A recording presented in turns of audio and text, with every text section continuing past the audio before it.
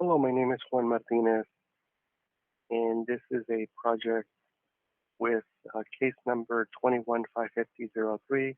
It's a major modification to modify special use permit for a development plan with assigned case number 20-50005, tentative tract map number 6054, with planning and zoning permit number 20-30004, and a density bonus permit with the assigned case number of 20-53503.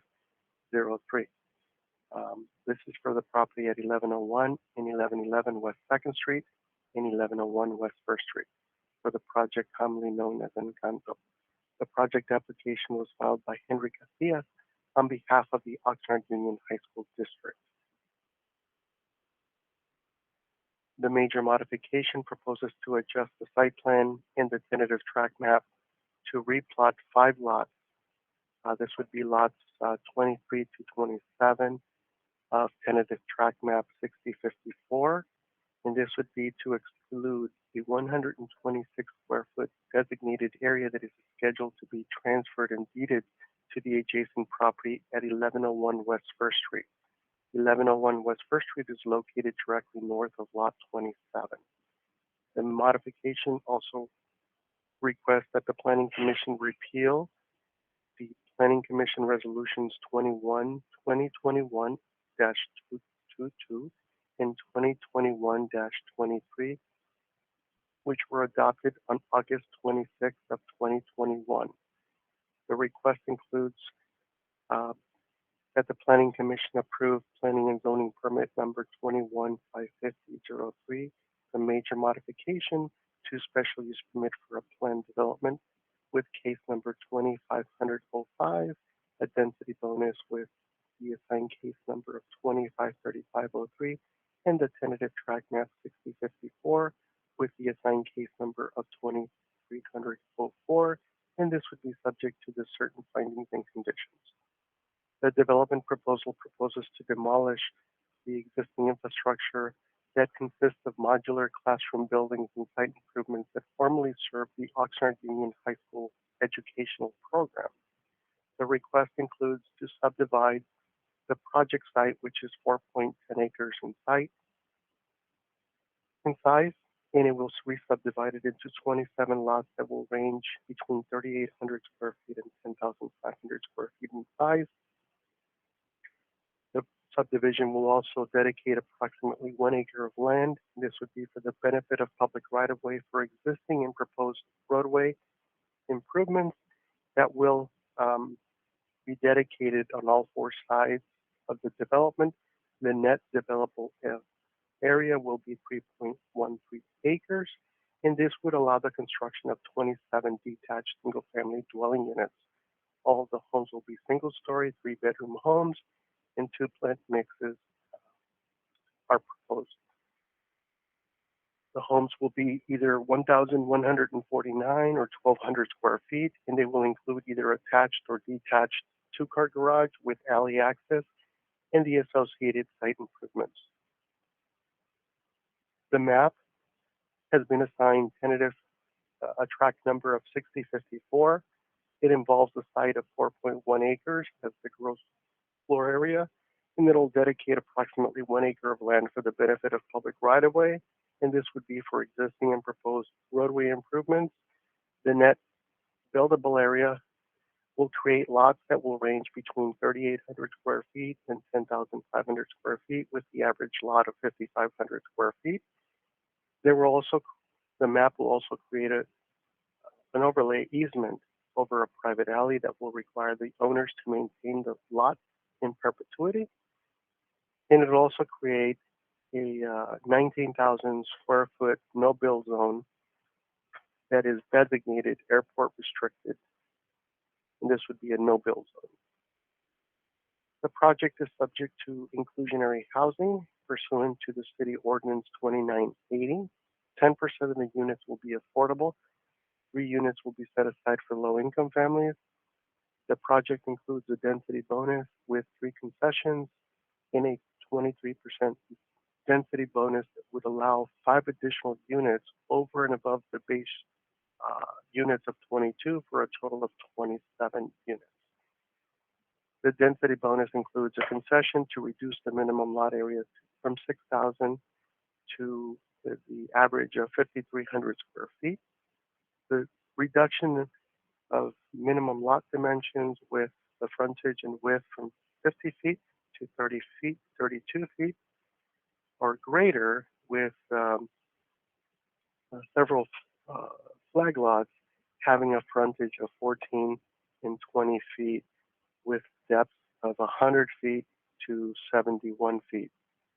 The reduction to accommodate the detached garages to allow setbacks from 25 feet to 5 feet, and then the total affordable units that will include the inclusionary homes as well as the density bonus required units will total 7 units, 3 low incomes at 80% area medium income, and then 4 moderate income for families of up to 120 area medium income. And they will all 7 units will be equity shared deed restricted units. These are just images showing the property in the north view from 2nd Street, in a southeast view looking at the existing site conditions just south of the property.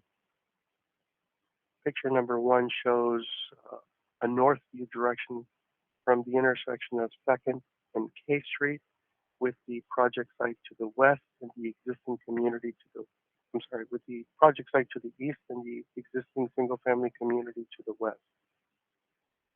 The image below shows the project site with the single family community to the north. This is an image looking at the cul-de-sac at the end of West 1st Street with the project site on the right.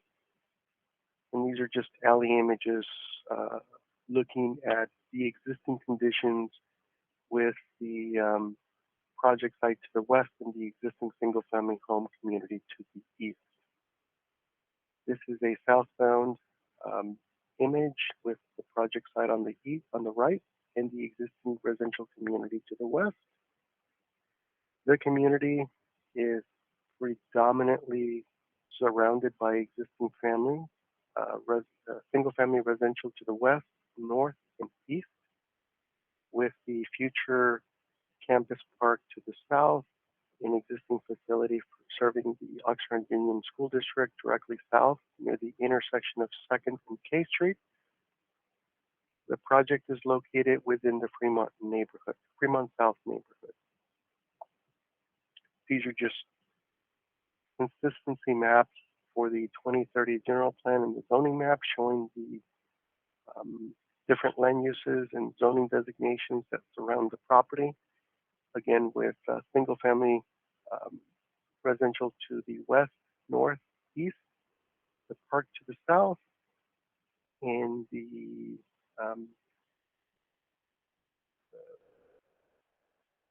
Oxnard homeless, former Oxnard National Guard Army in the southwest location. The focus of the major mod affects lots 23 to 27, which are highlighted or illustrated in a different color. The different color is representative of the previous change. The new change is shown in the black text. This is a close-up. Again, the black text is the proposed, and the pink color shows the former configuration of the lots. Again, the lots predominantly try and keep overall the base square footage that was created with the initial tentative map to try and be consistent with the plan that was proposed.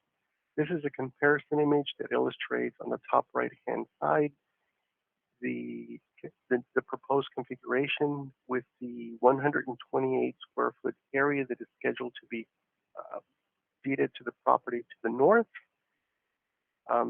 The images for approved on the bottom left and the proposed on the bottom right. The comparison of the two figures show that the plan mix maintains generally the same configuration with the exception of lot 27. Lot 27 is, although it's a plan 1, it's a reverse model. The reverse plan allows for the IYS to be maintained along the northerly side instead of the southerly side, as the approved plan showed before. Otherwise, the plans, the attached, the open space, and the lot configuration generally remain consistent. This is a landscape view, a view of the landscape setting, showing the detached homes with the exception of lots 23, 24, 26, and 27 that will have an attached garage. All of the garages are designed to be accessed from the alley, either the private alley or the public alley that exists to the east of the project. The image at the bottom shows the trees that are proposed along the streetscape for both the 2nd Street, South K Street, and 1st K Street. Along 2nd Street, a monolithic sidewalk along the curb is proposed to be consistent with the monolithic sidewalk design to the east and directly across the street at the future campus park. West 1st Street and South K Street are proposed and designed to incorporate a parkway and sidewalk design to be consistent with the existing community setting.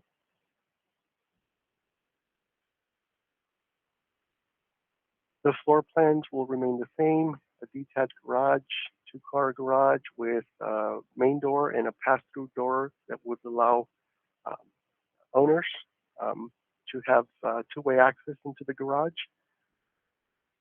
The floor plan includes 1,200 square feet for the larger model and 1,100 square feet for the smaller size. All units are single-story, 3-bedroom units that will include living, kitchen, and a washer and dryer closet with 2 baths. Just a superimposed image showing and illustrating the proposed layout of the project and how it would be situated on the project site. Again, the project is bounded by West 1st Street, South K Street, 2nd Street, and a public alley to the east. The architecture will remain the same as the Spanish Revival, with defining features that include asymmetrical facades, white stucco finishes, arches over principal windows beneath porch roofs. The roofs are all designed with low pitch roofs that will include red tile and chocolate accent colors around the trims and fascia boards. And the prominent windows at the front will be double framed with recessed windows. These are the milestones that the project has undertaken. Before the project was filed with the city, the developer voluntarily met with the Fremont South neighborhood. This was in October of 2019. In November of 2019, the developer filed a pre-submittal review. That pre-submittal review was reviewed and comments were offered by the Design Advisory Committee in December of 2019. Shortly thereafter, the applicant filed a pre-application for an SB 330 review. This was also reviewed by the DAC on July 22nd of 2020. Those comments were received, and the city acknowledged that the pre-application review was an indication that a formal application was going to be filed with the city. A second time, the developer voluntarily met with the Fremont South neighborhood. This was in October of 2020. The formal applications were received by the planning department in November of 2020. The formal applications included the special use permit, the tentative tract map, and the density bonus. The formal applications were reviewed by the Development Advisory Committee in November of 2020, and the project participated in a community workshop with the Fremont South neighborhood. This is a meeting that is hosted by the Planning Department, and that meeting took place on January 11th of 2021. The project was presented to the Planning Commission on August 2021. Planning Commission adopted resolutions approving the special use permit and the density bonus, and adopted a resolution recommending that the City Council approve the tentative tract map. In November of 2021, the applicant filed a major mod, which is the major mod that is affecting and reconfiguring the lots for lots 23 to 27, and this would be for the benefit of deeding the 128 acre portion to the lot at 1101 West 2nd Street. So at this time, staff is considering or tentatively scheduled the project to go before City Council for the tentative tract map to be considered on January 18th of 2022. The project meets the infill classifications under CEQA for infill development, sections 15332, meaning that the project is proposing to construct single-family homes that are consistent with the general plan, residential load designation, and the single-family zoning designation. The project is also within a 3-acre site, and well under a 5-acre maximum to be able to qualify for infill. The project is also able to be served by utilities and public services. The site has no value for habitat or endangered, rare, or threatened species, and the project will not result in any significant effects relating to traffic, noise, air quality, or water, and the city is prepared to file a notice of exemption. There are several conditions that warrant to be noted. Condition number 3 of the use permit will align the expiration date with the tentative map date to be consistent with 36 months. Project has a series of conditions, 34 to 56, that include the inclusionary housing and the density bonus. These are the requirements for obligations between the city, the developer, and the future owners to maintain the homes as deed restricted for affordable. Condition number 71 will prohibit parking in the alleyways. Condition number 76 will require the developer to comply with the 150-foot fire hydrant connection requirement to meet the fire department's requirement. The project will also provide the infrastructure for fiber optics and construction conditions to mitigate any noise, dust, and construction activities. The project will be subject to pay a series of fees for plan check review, impact, connection, service fees, including fees to outside agencies such as the county and local schools. Easements and noticing conditions for satisfy the airport requirements, and then studies and archaeological study and a Native American monitor, and then conditions for roadway and alley improvements. Also a condition number 191, that will establish the HOA for the alleyway and the maintenance of the improvements that would be constructed within the private alley for the benefit of utilities and services. The tentative map is subject to and necessary with the special use permit. So condition 19 will hold the projects together. A duplication of the inclusionary housing and density bonus and agreements with the developer and the owners is also a duplicative series of conditions. Those conditions are listed as 21 through 43. And then condition number 52 will require the dedication 30 feet along First Street, 30 feet along 2nd Street, 40 feet along K Street, and then a 10-foot um, dedication along the eastern side of the property for public ballot.